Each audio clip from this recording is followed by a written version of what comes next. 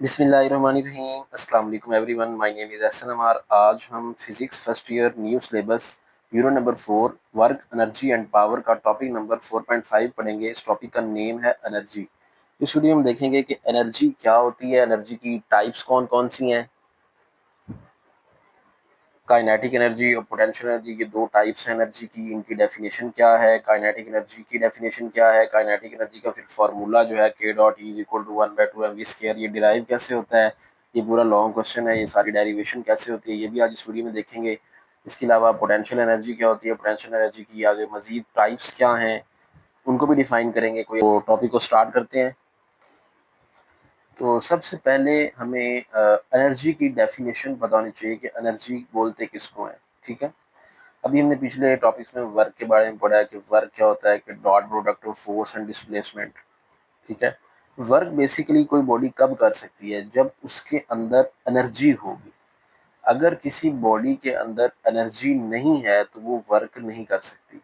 ठीक है, for example अगर आपने सुबह नाश्ता ना किया हो, आप स्कूल चले जाएं तो आपका पढ़ने को दिल नहीं करेगा क्योंकि आप में उतनी एनर्जी नहीं होगी। तो जब भी कोई बॉडी वर्क करती है तो बेसिकली उसके अंदर एनर्जी क्या होती है, वो स्टोर होती है। ठीक है, तो अब जो एनर्जी है वो बेसिकली क्या है, द एबिलिटी या capacity of a body to do work. किसी भी बॉडी के जो काम करने की सलाहियत है ना, उसको हम बोलते हैं एनर्जी। तो ये एनर्जी की डेफिनेशन है 9th क्लास वाली, वही आप लिख दें, capacity of a body to do work या ability of a body to do work is called energy.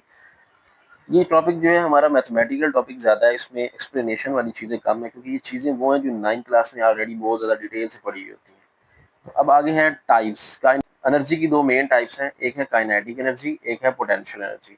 यहाँ पे हमारी बुक में जो काइनेटिक एनर्जी है इसका ज़्यादा एक्सप्लेन हुआ है, इसका फार्मूला भी डिराइव किया गया है। बाकी पोटेंशियल एनर्जी की उसको सिर्फ डिफाइन तक उन्होंने रखा है, ज़्यादा इसी एक दो टाइप्स जो है उसको डिफाइन किया आगे। तो काइनेटिक एनर्जी क्या होती है, इसका फार्मूला जो है वो कैसे डिराइव होता है, तो वो आज हमने पढ़ना है। ये हमारा जो मेन टॉपिक है वो यही है। तो सबसे पहले काइनेटिक एनर्जी को करते हैं डिफाइन। अब देखिए, जब भी कोई बॉडी मूव कर रही होती है, कोई आप देखते हैं रोड के ऊपर कार जा रही है, या इसके अलावा कोई बस वगैरह या मोटरसाइकिल मूव कर रहा है, या कोई भी चीज़ हो सकती है डेली लाइफ में जो कि मूविंग स्टेट में है, तो हम कहेंगे मोशन की वजह से जो किसी बॉडी के अंदर एनर्जी स्टोर होती है वो उसको बोलते हैं काइनेटिक एनर्जी। ठीक है, अब जब बॉडी को मूव कर रही होती है उसमें जारी बात है फोर्स भी लग रही है, डिस्प्लेसमेंट भी कवर हो रहा है। तो फोर्स एंड डिस्प्लेसमेंट मतलब वर्क। ठीक है, तो यहाँ पे जो वर्क हो रहा होगा वो in the form of kinetic energy हो रहा होगा। जब भी कोई बॉडी मूव कर रही है तो हम कहेंगे ये वर्क कर रही है, और वर्क कैसा कर रही है, in the form of kinetic energy. ठीक है, तो energy store in a body due to its motion. किसी भी बॉडी के अंदर जो मोशन की वजह से एनर्जी स्टोर होगी उसको कहते हैं काइनेटिक एनर्जी। काइनेटिक एनर्जी का फॉर्मूला होता है 1/2 mv²। अब ये फार्मूला हमने करना है डिराइव कि ये कैसे आता है। ठीक है, इस चीज़ को समझने के लिए कि ये काइनेटिक एनर्जी का फार्मूला कैसे आता है, हमें कोई एक एग्जाम्पल कंसिडर करना पड़ेगी। जैसे कि बुक में भी ये मैंशनड है एग्जाम्पल, मैं वही एक्सप्लेन कर रहा हूँ आपको। फॉर एग्जाम्पल लेट, यहाँ पे हमारे पास ना कोई एक कार है जिसका मास m है। ठीक है, और वो कांस्टेंट स्पीड v के साथ मूव कर रहा है। ठीक है, तो उसकी स्पीड जो है वो कांस्टेंट स्पीड इस वक्त है v। ठीक है, तो हम क्या कहेंगे, इस कार की जो इनिशियल स्पीड है वो कितनी है, V I is equal to V. ठीक है, अब यहाँ पे अगर इस पॉइंट पे अगर हम इसका जो इंजन है कार का वो स्विच ऑफ कर दें, इंजन बंद कर दें, तो इंजन बंद करने की वजह से वो फौरन इसी पॉइंट पे ही रेस्ट पे नहीं आ जाएगी, बल्कि वो थोड़ा बहुत आगे कुछ मूव करेगी। रोड के ऊपर जो फोर्स फ्रिक्शन प्रेजेंट है उसके अगेंस्ट जो है वो मूव करेगी मोशन बॉडी। जो कार जो मोशन करेगी ना, वो फोर्स ऑफ फ्रिक्शन के अगेंस्ट थोड़ी मोशन करके यहाँ जाके थोड़ा सा आगे जाके वो रुक जाएगी। अब वो रुक जाएगी, अब उसकी वेलोसिटी में जारी बात है चेंज आ गया, तो अब उसकी फाइनल वेलोसिटी हो जाएगी, वो रुक गई है तो इसलिए वो जीरो हो जाएगी। ठीक है, तो अब यहाँ बॉडी चूंकि मोशन में थी, मोशन की वजह से इस बॉडी के अंदर जो एनर्जी होगी वो कौन सी होगी, काइनेटिक एनर्जी। एनर्जी वो वर्क डन के इक्वल होगी। वो कितना होगा, यहाँ पे वो होगा एफ डी। ठीक है, ये वो डिस्प्लेसमेंट है जो उसने कवर किया, डी यहाँ पे वो डिस्प्लेसमेंट है। ठीक है, और ये डिस्प्लेसमेंट जिस फोर्स की वजह से कवर किया, ये एफ वो फोर्स है। ठीक है, ये तुम्हारी यहाँ पे काइनेटिक एनर्जी कितनी होगी, वो होगी एफ डी के इक्वल। अब देखिए, चूंकि यहाँ पे बॉडी की जो इनिशियल वेलोसिटी है वो कितनी है, वो v है, फाइनल वेलोसिटी क्या है, जीरो है। अब मतलब वेलोसिटी में क्या आ गया, चेंज आ गया। वेलोसिटी में चेंज आ जाए तो हम वहाँ पे एक्सेलरेशन निकाल सकते हैं। अब देखिए यहाँ से यहाँ तक जाने में ज़ाहिर बात है कुछ टाइम भी लगा होगा ना, वेलोसिटी में चेंज डिवाइडेड बाय टाइम, इसको हम क्या बोलते हैं, एक्सेलरेशन। तो यहाँ पे अब कार का एक्सेलरेशन कितना होगा, देखिए Newton second law of motion के मुताबिक हम इसका एक्सेलरेशन निकालेंगे, F is equal to M A, Newton second law of motion के मुताबिक। तो यहाँ से एक्सेलरेशन कितना आ जाए, A इज इक्वल टू आ जाएगा F ओवर M, ठीक है। अब यहाँ पे अगर आप देखें कि बॉडी की जो वेलोसिटी है उसमें चेंज आ रहा है, पहले देखिए v थी, फिर उसके बाद 0 होगी, मतलब वेलोसिटी डिक्रीज हुई है। हमने पढ़ा हुआ है when the velocity of body is decreasing then acceleration is negative. तो इसलिए यहाँ पे हमें नेगेटिव साइन लगाना पड़ेगा, ठीक है। तो यहाँ पे एक्सेलरेशन के साथ नेगेटिव साइन लगेगा, क्योंकि कार की जो वेलोसिटी है वो डिक्रीज हो रही है, ऐसे समझ लें। या कार जो है चूंकि फोर्स ऑफ फ्रिक्शन के अगेंस्ट वर्क कर रही है, अब देखिए कार फॉरवर्ड जा रही है, फोर्स ऑफ फ्रिक्शन बैकवर्ड है, तो इसलिए फोर्स हमें क्या लेना पड़ेगी, ये फ्रिक्शनल फोर्स है ना, तो ये माइनस में लेना पड़ेगी, ठीक है। ऐसे समझ लें, जैसे मर्जी समझ लें, दोनों ठीक है। तो हमारे पास ये ए की वैल्यू यहाँ पे आ जाएगी -F/m। तो अब हम क्या करेंगे, यहाँ पे third equation of motion use कर लेंगे। तो ये जो मैंने अभी आपको डायग्राम समझाई है ना, अब आपने इसको जो है अपनी वर्डिंग में थ्योरी की सूरत में लिखना है, डेरिवेशन की हेडिंग दे के। कंसीडर अ कार जो कि running with constant speed on the road, जो कि कांस्टेंट स्पीड के साथ रोड के ऊपर मूव कर रही है। If it's engine is switched off, अगर हम इसका इंजन बंद कर दें, it will still cover some distance before stopping, ये रुकने से पहले कुछ डिस्टेंस कवर करेगी। As long as it is moving, जब ये मूव कर रही होगी ना, it is doing work against the force of friction. In this case, friction force F is acting opposite to the motion। तो फ्रिक्शन फोर्स जो है वो डायरेक्शन ऑफ मोशन फॉरवर्ड है, तो उसकी वो ऑपोजिट डायरेक्शन में फोर्स ऑफ फ्रिक्शन एक्ट कर रही होगी, ठीक है। ये थ्योरी आपने लिखनी है।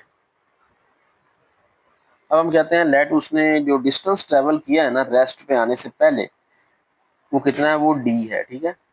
Then work done by force of friction is given by, अब फोर्स ऑफ फ्रिक्शन यहाँ पे कितना वर्क करेगी, वो काइनेटिक एनर्जी किसके इक्वल हो जाएगी, एफ डी के, ठीक है। अब यहाँ पे एफ वो फोर्स है, डी वो डिस्प्लेसमेंट है जो बॉडी ने कवर किया है। क्योंकि यहाँ work in the form of kinetic energy, body move कर रही है, तो इसलिए यहाँ डब्ल्यू की वजह हमने काइनेटिक एनर्जी लिखा, क्योंकि यहाँ वर्क हो रहा है in the form of kinetic energy, ठीक है। तो kinetic energy is equal to F D. The acceleration in the car, अब देखिए जाहिर बात है कार में एक्सेलरेशन होगा, क्योंकि कार की वेलोसिटी जो है पहले कितनी है, वो वी आई थी, मतलब ज्यादा थी, बाद में वो रुक गई, 0 हो गई, वेलोसिटी कम हो गई। जब वेलोसिटी कम हो रही हो ना, तो एक्सेलरेशन नेगेटिव होता है, ठीक है। वैसे भी बॉडी जो है वो फोर्स ऑफ फ्रिक्शन के अगेंस्ट वर्क कर रही है, इसलिए the acceleration in the car can be found by Newton second law of motion, F is equal to ma, ठीक है। as force of friction is opposite to the motion, therefore the acceleration of a car is negative। तो हमने ये भी बात लिख दी कि क्योंकि यहाँ पे जो फोर्स ऑफ फ्रिक्शन के अगेंस्ट वर्क कर रहे हैं, वेलोसिटी डिक्रीज हो रही है, तो एक्सेलरेशन नेगेटिव में होगा। तो इसलिए तो हम यहाँ पे क्या लिखेंगे, a is equal to -F/m, ठीक है। अब हम यहाँ पे यूज कर लेंगे third equation of motion, using third equation of motion. अब थर्ड इक्वेशन ऑफ मोशन पड़ी हुई है, 2AD is equal to VF square minus VI square, ठीक है। अब चूंकि यहाँ पे हमने काइनेटिक एनर्जी को वो F डॉट डी लिया है ना ऊपर, तो इसलिए मैंने 2AS की बजाय 2AD ले लिया इसको, ठीक है। तो ये 2AD हो जाएगा। उसके बाद आगे इसमें सॉल्व करते हैं, यहाँ पे A की वैल्यू पुट कर देते हैं, पुट वैल्यू ऑफ A। अब A की वैल्यू -F/m है, वो यहाँ लगा देते हैं, 2 into -F/m is equal to VF square minus VI square, ठीक है। अब ये -2F/m इज इक्वल टू, अब VF फाइनल वेलोसिटी, चूंकि कार रुक गई है तो उसकी फाइनल वेलोसिटी क्या होगी, 0 square minus VI initial velocity कितनी थी, V, मैं डायग्राम में आपको दिखाया था, वो V स्क्वायर हो जाएगा, ठीक है। तो यहाँ पे -2F/m is equal to -V square आ जाएगा, माइनस से माइनस कैंसिल करा दें, 2 बल्कि m यहाँ मल्टीप्लाई डिवाइड हो रहा है, वहां जाके मल्टीप्लाई होगा, तो 2F साथ में ये डी जो है शायद हमने मिस कर दिया। देखिए यहाँ एक माइनस एफ ओवर एम, साथ में डी साथ साथ चलाते जाएं, डी डी और यहाँ पे भी डी, ये चलता जाएगा साथ। ठीक है, तो 2f d, अब m जो है उधर जाके मल्टीप्लाई हो जाएगा, तो m v स्क्वायर। अब ये 2 मल्टीप्लाई हो रहा है, उधर जाकर डिवाइड करवाएं इसको भी, तो ये बन जाएगा 1/2 mv स्क्वायर। ठीक है, अब आप इक्वेशन नंबर 1 यूज करें, यूजिंग इक्वेशन नंबर 1। अब जो इक्वेशन नंबर 1 हमारी कौन सी है, वो जो हमने ऊपर बनाई थी, ये एफ डी जो है वो काइनेटिक एनर्जी के इक्वल है, वो हम यहाँ यूज करते हुए एफ डी की जगह काइनेटिक एनर्जी लिख देंगे। तो हमारे पास क्या आ जाएगा, kinetic energy is equal to 1/2 M V square. ठीक है, तो काइनेटिक एनर्जी का फार्मूला यू करके हमारा ये ड्राइव हो गया। उसके बाद है कि काइनेटिक एनर्जी और मोमेंटम का रिलेशन क्या है। देखिए काइनेटिक एनर्जी का फार्मूला लिखना पड़ेगा हमें इसके लिए। पहले काइनेटिक एनर्जी का फार्मूला होता है 1/2 एम वी स्केयर। ठीक है, अब अगर आप मोमेंटम देखें ना, तो मोमेंटम हमारे पास होता है P is equal to M V. ठीक है, अब देखिए यहाँ पे एम वी आ तो रहा है, तो इसलिए हम रिलेशन तो बना सकते हैं ना। तो इसके लिए हम क्या करेंगे, अब इसके लिए हम करेंगे ये कि यहाँ पे P यूज करने के लिए देखिए V के ऊपर स्केयर है, क्यों ना हम यहाँ पे M के ऊपर भी स्केयर डाल दें। उस M के ऊपर स्केयर कब डलेगा, हम अगर यहाँ M से मल्टीप्लाई कराएं, तो अगर M से मल्टीप्लाई कराएंगे तो फिर M से डिवाइड भी कराना पड़ेगा, तो हम यहाँ क्या कराएंगे, multiply and divide by M। ठीक है, तो यहाँ जब हम ये काम करेंगे, मल्टीप्लाई और डिवाइड करेंगे ना M से, तो वहाँ पर आ जाएगा kinetic energy is equal to 1/2, ये बन जाएगा एम स्क्वेयर वी स्क्वेयर। ठीक है, और यहाँ पे अब एक एम नीचे डिवाइड भी हो जाएगा ना, क्योंकि हमने एक एम जो है ऊपर मल्टीप्लाई करा दिया, एक एम नीचे डिवाइड करा देंगे। ठीक है, तो ये कितना बन जाएगा हमारे पास, देखिए एम वी किसके इक्वल होता है, पी के, क्योंकि एम स्क्वेयर वी स्क्वेयर है, तो इसलिए मेरे पास आ जाएगा P square over 2m is equal to kinetic energy. ठीक है, तो काइनेटिक एनर्जी और मोमेंटम का क्या रिलेशन है, काइनेटिक एनर्जी जो है वो पी स्क्वायर ओवर 2m के इक्वल होती है। अगर आप यहाँ से मोमेंटम की इक्वेशन निकालना चाहें तो वो क्या हो जाएगी, ये 2m उधर जाके मल्टीप्लाई हो जाएगा, तो हमारे पास आ जाएगा P square is equal to 2m K dot ई। ठीक है, के डॉट ई मतलब यहाँ काइनेटिक एनर्जी है, तो दोनों तरफ हमें स्क्वायर रूट लेना पड़ेगा। तो जब हम दोनों तरफ स्क्वायर रूट लेंगे, इधर भी और इधर भी, अब काइनेटिक एनर्जी है तो एनर्जी ना, तो इसलिए इसको आप ई लिख लें, ये रूट और स्क्वायर कट जाएंगे, तो हमारे पास देखें आ जाएगा P is equal to 2m square root. ठीक है, तो ये आपने मोमेंटम और काइनेटिक एनर्जी का रिलेशन है, याद रखना। अब इससे रिलेटेड कोई भी आपको एमसीक्यूज आए, तो आपने जो है वहाँ पे कंफ्यूज नहीं होना, आपने जो है इसको फिर फौरन से सॉल्व कर लेना है। अब काइनेटिक एनर्जी की कुछ और चीज़ देख लेते हैं। काइनेटिक एनर्जी डिपेंड किस पे करती है, dependence of kinetic energy, kinetic energy dependence. अब उसका जो फार्मूला है ना काइनेटिक एनर्जी का, वो अभी हमने देखा है, वो कितना है, वो 1/2 एम वी स्केयर है। तो यहाँ से एक बार बता दी, काइनेटिक एनर्जी जो है मास के डायरेक्टली प्रोपोर्शनल है, kinetic energy is directly proportional to mass. इसी तरह kinetic energy is directly proportional to square of velocity. ठीक है, अब अगर यहाँ से कोई एमसीक्यूज आ जाए कि अगर किसी बॉडी की वेलोसिटी को डबल कर दें तो काइनेटिक एनर्जी को क्या होगा। ठीक है, तो अब अगर इस तरह का क्वेश्चन कोई भी एमसीक्यूज में पूछ सकता है, फिजिक्स में ऐसे ही तो एमसीक्यूज बनते हैं। तो अगर किसी बॉडी की वेलोसिटी को डबल करें तो काइनेटिक एनर्जी को क्या होगा, तो मैं आपको ये सोल्व करके दिखा देता हूँ कि अब फार्मूला जो है हमारे पास है 1/2 एम वी स्क्वायर। अब हमने वेलोसिटी को चूंकि डबल करना है, तो इसलिए मैं इसके साथ 2 डाल देता हूँ। ठीक है, वेलोसिटी को डबल किया ना, तो v पहले थी, अब 2v बन गया। अब 2v के ऊपर क्या है, स्क्वायर है, तो क्या हो जाएगा नेक्स्ट स्टेप में, 2 का स्क्वायर कितना होता है, 4 बाहर चला जाएगा, तो अंदर हमारे पास क्या रह जाएगा, 1/2 एम वी स्क्वायर। अब 1/2 एम वी स्क्वायर तो काइनेटिक एनर्जी होती है ना, तो इसका मतलब ये है कि ना अगर किसी बॉडी की वेलोसिटी को आप डबल करेंगे ना, तो उसकी काइनेटिक एनर्जी 4 टाइम इंक्रीज कर जाएगी। ठीक है, तो इस तरह के आपके एमसीक्यूज के लिए मेंटली तौर पर प्रिपेयर रहना है कि इस तरह कोई एमसीक्यू आए तो हमने ऐसे सॉल्व कर लेना है। उसके बाद काइनेटिक एनर्जी का एसआई यूनिट निकाल लेते हैं। एसआई यूनिट, काइनेटिक एनर्जी का वही है जो एनर्जी का यूनिट क्या होता है, जॉल। तो काइनेटिक एनर्जी का यूनिट भी क्या होता है, जॉल, ठीक है। और जॉल को हम न्यूटन मीटर लिखते हैं, तो यहाँ से हम डायमेंशन निकाल लेते हैं, काइनेटिक एनर्जी की डायमेंशन। अब जॉल न्यूटन मीटर के इक्वल है ना, जॉल को हम लिखते होते हैं न्यूटन मीटर। अब न्यूटन क्या होता है, फोर्स का यूनिट है, एम ए। तो मैथ्स के लिए कैपिटल एम लिखते हैं, ए एक्सेलरेशन है मीटर पर सेकंड स्क्वायर, मीटर के लिए डायमेंशन होती है कैपिटल एल, सेकंड के लिए टाइम पर सेकंड स्क्वायर है तो L T minus two. Force की डायमेंशन तो आप वैसे ही याद रख लेना, M L T minus two, ठीक है। तो ये न्यूटन की जगह M L T minus two force की डायमेंशन लिख दी। आगे मीटर है, लेंथ का यूनिट होता है, तो उसके लिए कैपिटल एल,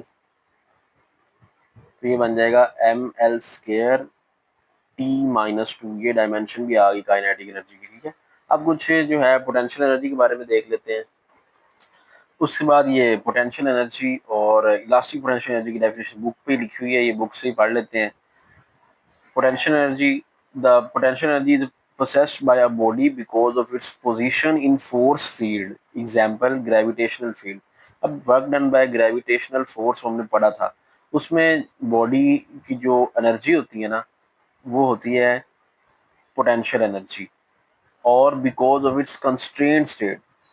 इसमें कहा जा रहा है कि अगर कोई बॉडी फोर्स फील्ड में हो या कंस्ट्रेंट स्टेट में हो, तो उसकी जो एनर्जी होती है ना, उसको बोलते हैं पोटेंशियल एनर्जी, ठीक है। अब कंस्ट्रेंट स्टेट क्या होती है, कंस्ट्रेंट स्टेट वो होती है जिसमें हम बॉडी को जबरदस्ती ले जाते हैं। ऐसी स्टेट जिसमें हम बॉडी को जबरदस्ती ले जाते हैं, उस स्टेट को कहते हैं कंस्ट्रेंट स्टेट। उसमें जो उस बॉडी की एनर्जी होती है ना, वो होती है पोटेंशियल एनर्जी।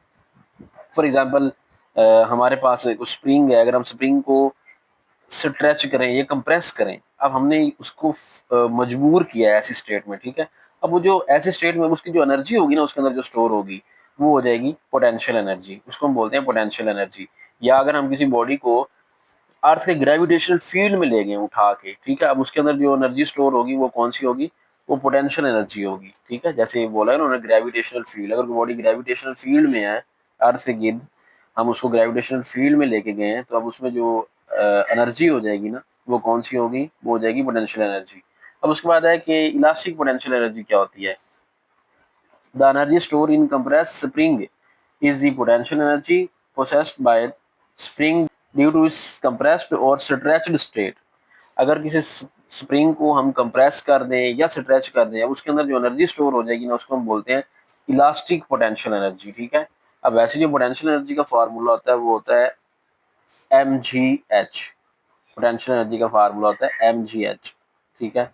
जो इलास्टिक पोटेंशियल एनर्जी है E P E, elastic potential energy, वो होती है 1/2 के एक्स स्क्वायर, ठीक है। अब के यहाँ पे क्या है, के स्प्रिंग कांस्टेंट है, एक्स क्या है, उसका डिस्प्लेसमेंट है फ्रॉम मीन पोजीशन। जब हम स्प्रिंग को खींचेंगे तो कितना डिस्प्लेसमेंट कवर करेगा अपनी ओरिजिनल पोजीशन से, ये एक्स वो डिस्प्लेसमेंट है।